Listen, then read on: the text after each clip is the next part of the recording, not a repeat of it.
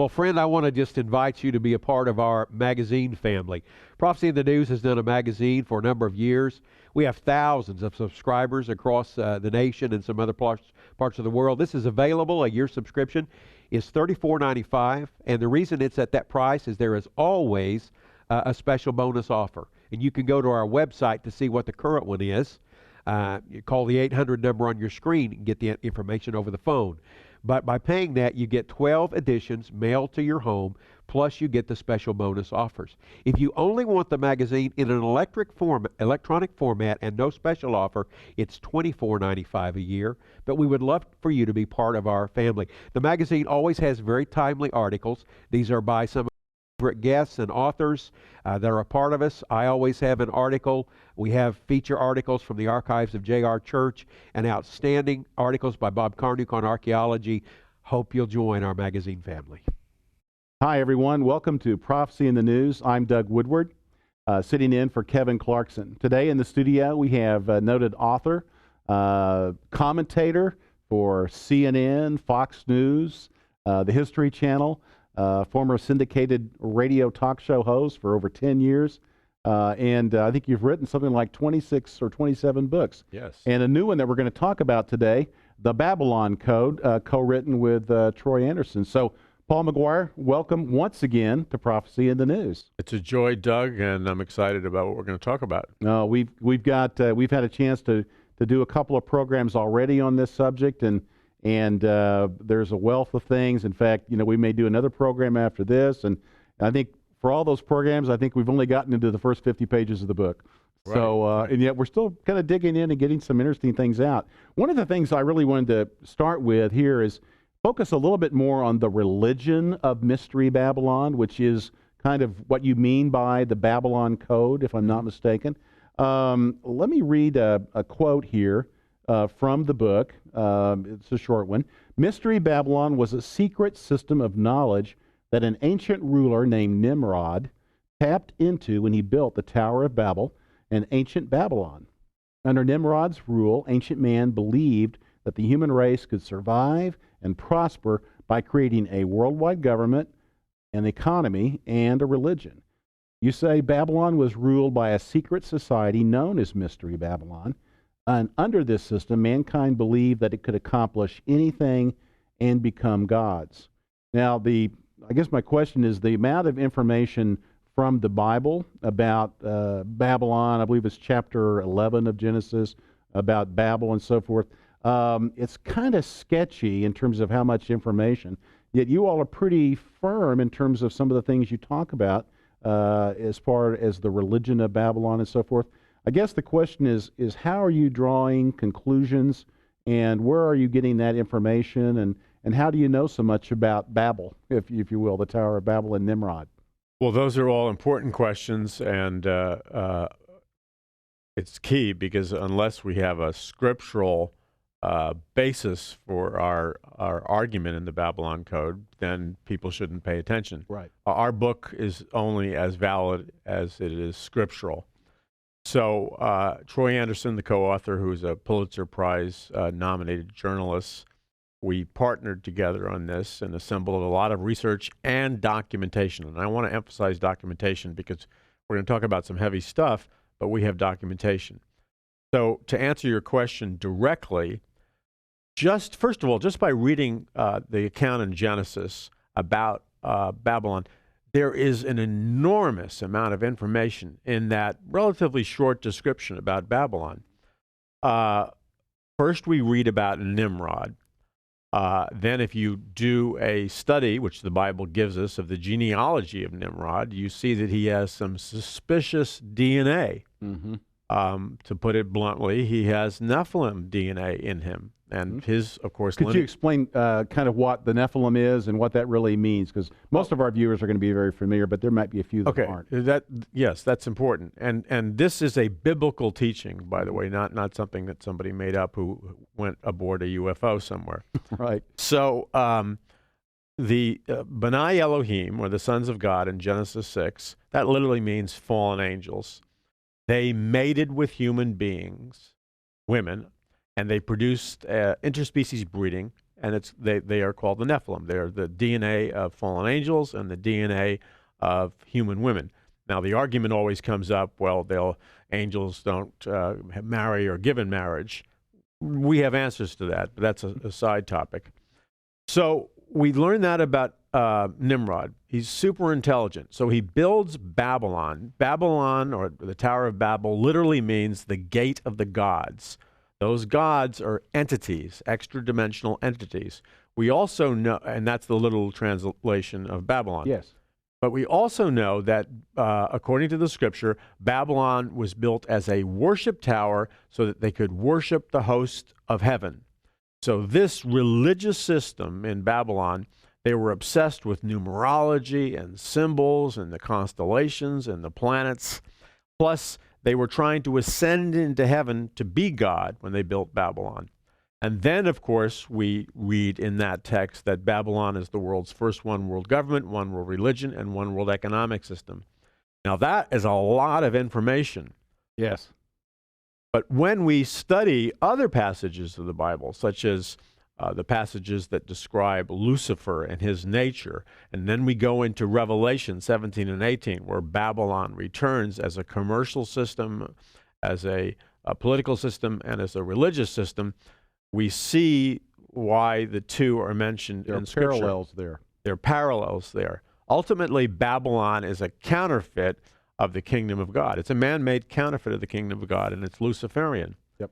Now, one thing that's the key thing is that the centrality of what Babylon is about is Luciferian worship and the worship of man versus the kingdom of heaven and the new heaven and the new earth and New Jerusalem, which is about the worship of God.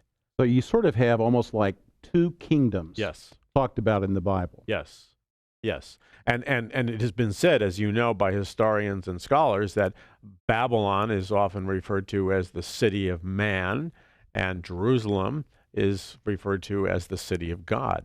Yeah, it's interesting that as Abraham was called out of Ur of the Chaldees, we read this description that he was in the book of Hebrews about how Abraham was looking for a city. Yes. But he was looking for a different city, and he was coming really from a civilization that had actually come about as a sort of descending civilization from Babel. Yes. And Ur of the Chaldees. Yes. Yeah, so I think you're right, those two cities. You might talk a little bit more about that, because we certainly pick up that theme again in Revelation, don't we, about there's sort of two cities, city of Babylon and the holy city, the city of Jerusalem. Yes, and this is really, really important, and we go into expansive detail in the Babylon Code about this, because what happened at Babylon is they had a system which the Bible calls Mystery Babylon. Well, why is it a mystery? It's a mystery because most people don't know what it really means. The reason we named the book the Babylon Code is we believe God embedded the answers to that mystery in the text if God's people will really study the word diligently. And then we also are able to open it up because of what we read about in Revelation. So Babylon is a Luciferian global government, global religion, and global economic system.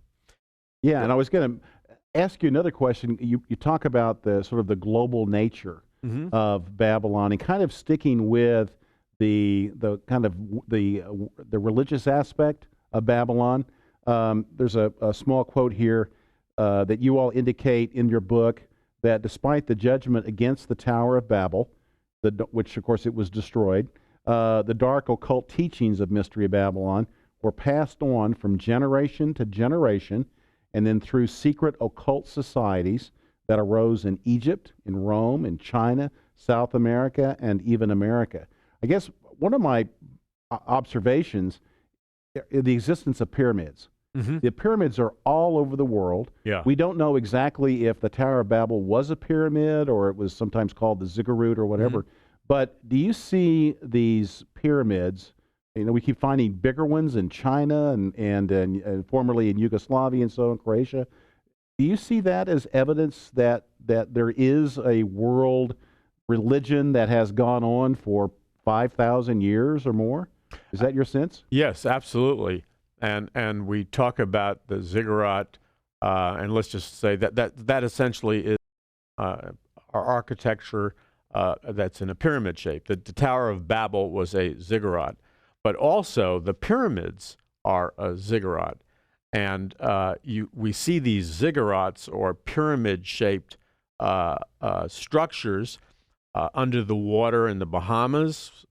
We see them in the areas that you talked about it. We see them in the middle of the Amazon rainforest. Some even off the coast of Japan, if I'm not mistaken. Yes, off the coast of Japan, deep into Siberia. We see these They're pyramids. literally all over the world, and they're not new. Exactly, right? They're ancient. Right. Right. Many of them most of them are pre-flood. Yeah.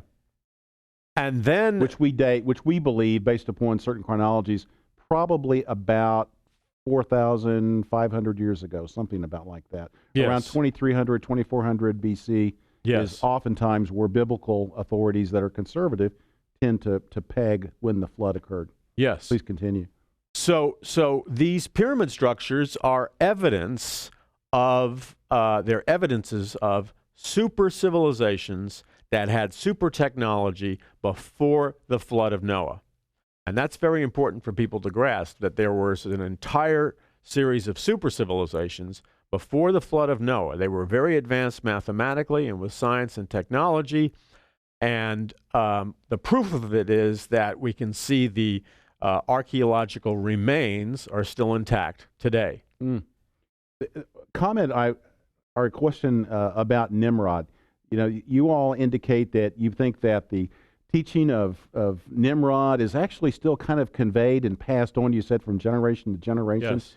Do you see that in any of the religions that are built around? I know you all talk a bit about the Incans and the Mayans and so forth.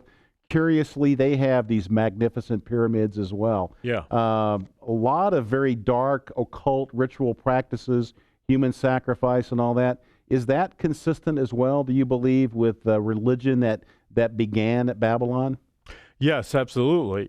And the Mystery Babylon religion that began at Babylon, which was essentially created by Nimrod and his wife Semiramis, to get to the chase, centers around a phallic symbol monument, like the Washington Monument. Right, the obelisk. The obelisk, and a womb-like structure, like the Capitol Dome and Pantheon and so forth, I think, in Rome. Right, and the Vatican. Yeah. That womb and phallic symbol is key to this mystery religion. Right. Now, but this religion also had access to supernatural or occult technology and supernatural power. So they wanted to hide it from the masses so they could retain their power, their priesthood, what we call the Pharaoh God-King system. And so they smuggled that information from civilization to civilization through secret societies because it was powerful. But this pyramid shape, the pyramid's also occult technology. It's a energy generator. It's often an interdimensional portal or stargate, as we've said. Yes. So here we are, thousands of years from ancient Babylon, and let's just take the United States of America and the Capitol. Right. We have the phallic symbol. Yes. We have the Capitol Dome, which is the womb, and we have all these symbols all over Washington, D.C. And they're not Christian symbols, are they? No, and they're occultic. Yeah. They go back to ancient Egypt. You're in the inside of the Capitol Dome, and you see George Washington with a pantheon of Greek and Roman gods. And they say, well, George Washington was a Christian.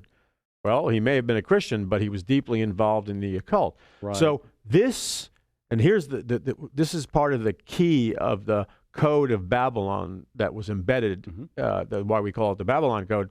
When you look at Washington, D.C., or the Vatican, or these present-day monuments and architecture, you see the mathematics, you see the symbols, you see the archaeology of this secret priesthood. Let me cut to the chase again. The secret priesthood that was at ancient Babylon is alive and well today in the Illuminati, in Washington, D.C., in the Vatican. And they are the secret rulers of the world. They're the elite, or the technocratic elite, or the Luciferian elite, or scientific dictatorship. I'm going to take a break here, talk a little bit about your book, and tell folks about how they can obtain your book. We come back, we might talk a little bit about the way that economics as well as religion or how they're connected. The Bible really has some interesting things to say, and you all talk a bit about that in your book. So let me really encourage our audience. I have read this book cover to cover, The Babylon Code, and it is packed full of information. The topics that Paul and Troy talk about are topics that I'm very familiar with and have written about. The Babylon Code by itself, this is a nice hardback book, may be purchased for $23.95 plus shipping and handling. So you can buy just this book. Or if you'd like to buy a package, we also have another one of Paul's books, A Prophecy of the Future of America. And this book I've also looked through, haven't had a chance to read it from cover to cover yet, but it too goes into a lot of the kinds of details. That much I've been able to pick out of the book. And it would be another great supplement to the Babylon Code.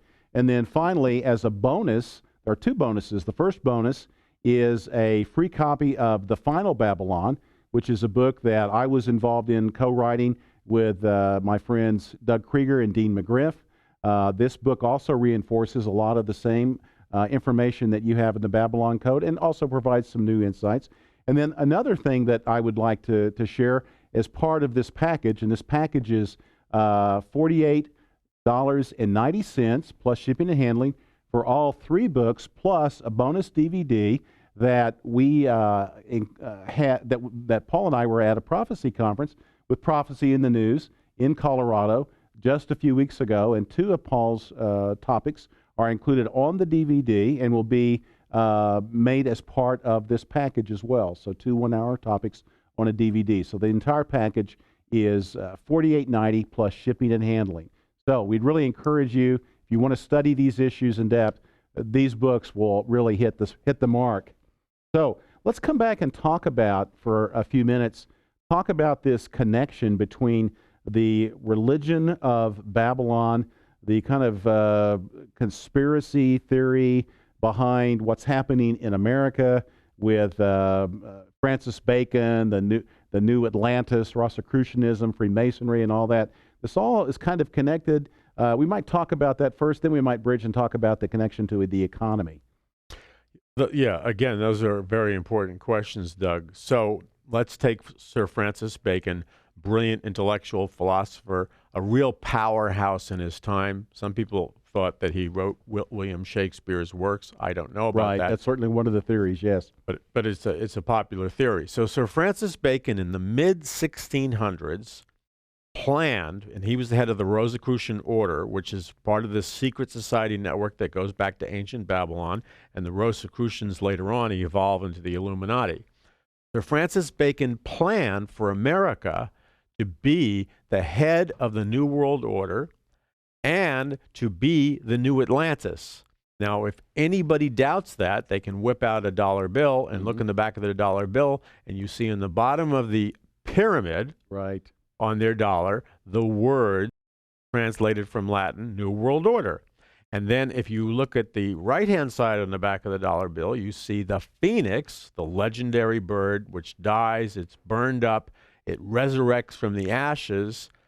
And I believe that that's a symbol of the fact that America, as we know it in its present state, will be destroyed, but like the phoenix, it will resurrect into the new form, but that new form will be the new rebuilding of Babylon. Yes, and global in scope. Yes. Yes. Yes. I think that's absolutely that's certainly the study that I've done tends to reinforce very much the same thing.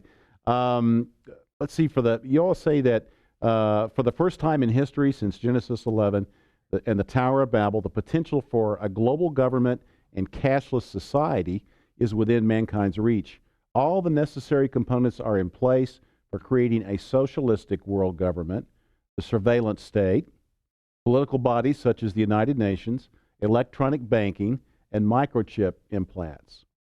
So the Babylon Code talks about these sort of three facets, and I think this is kind of the clue. Revelation talks about the city of Babylon is a city divided into three parts. and you talk about economics, the global political government, and the universal religion. But talk a little bit about the connections between those, and surprisingly, the Bible talks about an occult aspect to economics. Talk a bit about that, if you would. Yeah, that is very important. Money is spiritual. The people on the top of the Illuminati pyramid, the elite, they fully understand this. As you know, Christine Lagarde, head of the IMF, International Monetary Fund, gave a lecture at the Council on Foreign Relations one year and the National Press Club at the other year. And if you listen to her talk, she's talking in occult language. Here she is addressing esteemed thinkers, intellectuals, and she goes off for 20 minutes talking about numerology, occult symbols, the number 7. Why? She does this with sort of a smile on her face, Yes. and just, you know, it was sort of an introduction to her comments, but it was curious, wasn't it? It was very curious because it's supposed to be an economic form. But when you think about what happened in ancient Babylon, their obsession with numerology and symbols, she comes out of that Babylonian priesthood. And then she talks about the global reboot of the international financial system, which simply means they're going to crash the dollar as the de facto world currency, and they're going to, relatively soon, create a new world currency. That's the reboot. And that new world global currency will probably be cashless. And then we know from the book of Revelation, chapter 13, it will involve the mark of the beast or the microchip implant. So money is spiritual. And the one thing we try to drive home in the Babylon Code, again, with documentation, and this is hard for people to get. I know you understand this, but it's hard for most people to get. Arthur C. Clarke, who wrote 2001: A Space Odyssey, who was an insider as well as a scientist, he said that phrase, science is magic. And one of the secrets of Babylon that we unveil in the Babylon Code is that our entire global monetary system is based on illusion, sorcery, and magic. And it's so simple, it's hard for people to understand. Well, anyone that goes and looks at what's called the fractional banking system, and you know, I would just tell our viewers, you can go get a great write-up on what the fractional banking system is by going to Wikipedia, and it actually goes into it in great depth.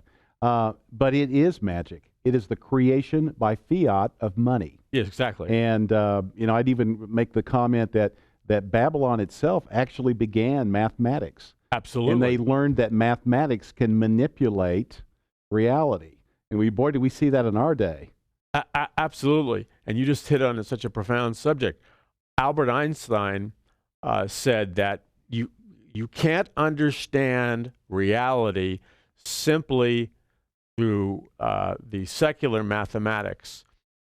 Mathematics has to be taken deeper because ultimately, and this is where science and magic are the same, ultimately mathematics and the supernatural merge. And when people grasp that, which our quantum physics people understand, the Hadron Collider, they understand this, people who understand scalar technology understand this, we enter into the reality that God said exists in the Bible. It's a multidimensional reality with a spiritual world. Yes.